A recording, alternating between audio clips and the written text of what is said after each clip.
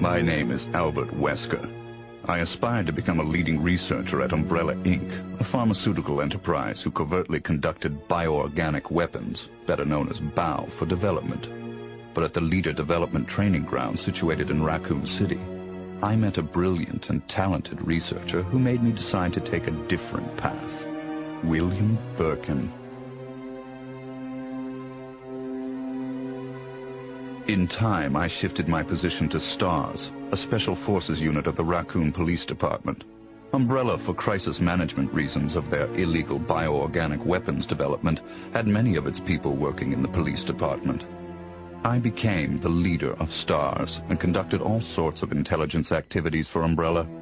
As I continued to serve, I devised my own plans and waited for the right moment to execute them. Then at last, opportunity knocked.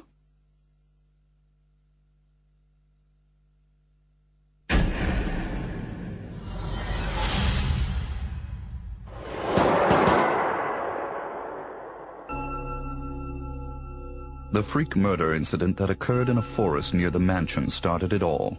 The mansion was Umbrella's secret BOW laboratory, and it was clear that the in-development T-virus was the cause of the murder. Initially, Umbrella instructed me secretively to keep STARS out of the case. But, with the heightened emotions of the citizens, STARS had no choice but to move in. That's when my next order was given. Dispatch STARS to the mansion, dispose of them, then report the situation to headquarters so that their combat with the BOW could be used for data analysis, allowing Umbrella a comprehensive portrait of the BOW's combat abilities. From the two STARS teams, I first pitched in the Bravo team. As expected, the top elite of STARS gave all they had and became useful sample data. Then following, I geared up the Alpha team to search and rescue the lost Bravo team. The members of the Alpha team also proved their worth, and as expected, many died. There were 5 survivors from the initial 11 STARS members. From the Alpha team were Chris Redfield, Jill Valentine, and Barry Burton. And from the Bravo team were Rebecca Chambers and Enrico Marini. I don't know what happened. What is that? I'll go and check. Okay, Jill and I will stay in the hall in case of an emergency. Chris?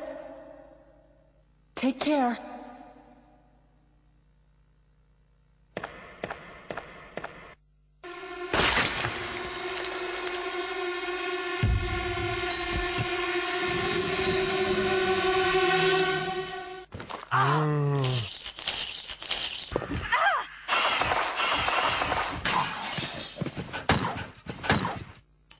It was time to begin executing my plans.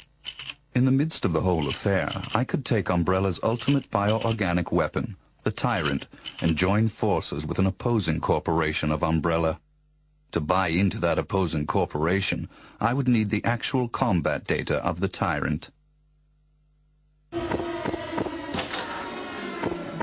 The surviving privileged members of STARS were just the perfect bait.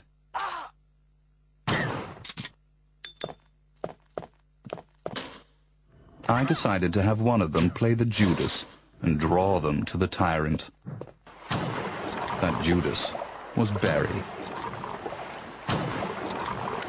Barry! Barry was the strong truth and justice kind and cherished his family more than anything. His type is easy to manipulate.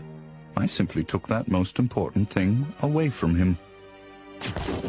My only miscalculation was the high potential of Chris and Jill.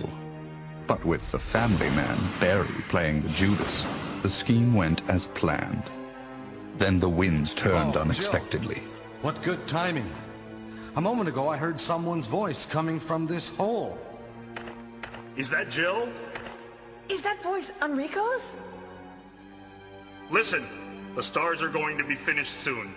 Someone is a traitor. Everything was plotted from the start by Umbrella. I had to eliminate Enrico, who found out what was behind it all. I used Barry to get to him. Enrico!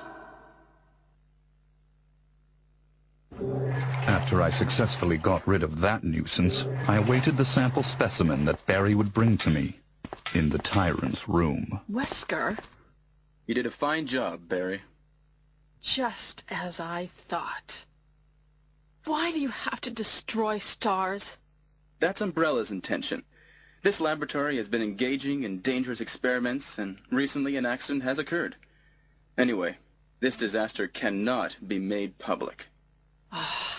That's why having stars nosing about is so inconvenient. So you're a slave of Umbrella now, along with these virus monsters. Barry, go up on the ground and wait there. Barry!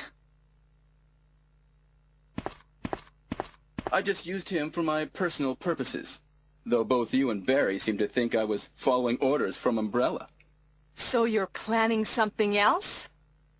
If you succeeded in developing the world's most powerful biological weapon, what would you do?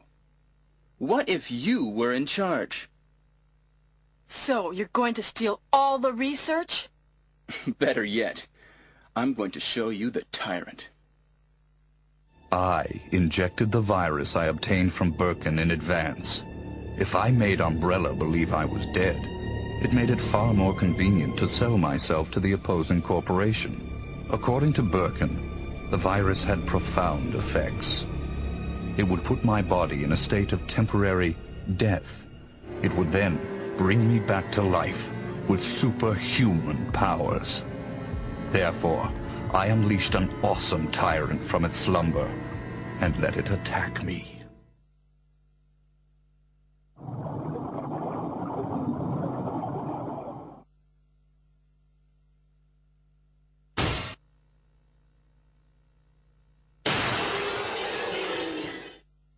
What?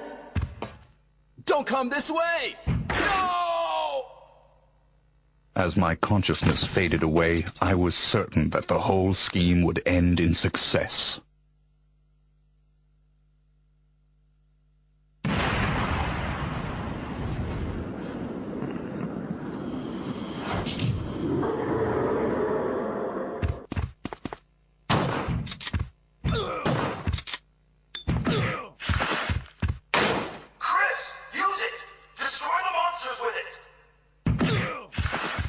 Never did I imagine that stars could slay the evil creation. I lost the tyrant, and the plan I devised, which cost me my humanity, ended in failure. Now, anyone or anything that stood in my way would be terminated. It has been that way for a long time, and it always will be. At all costs, I had to make stars pay.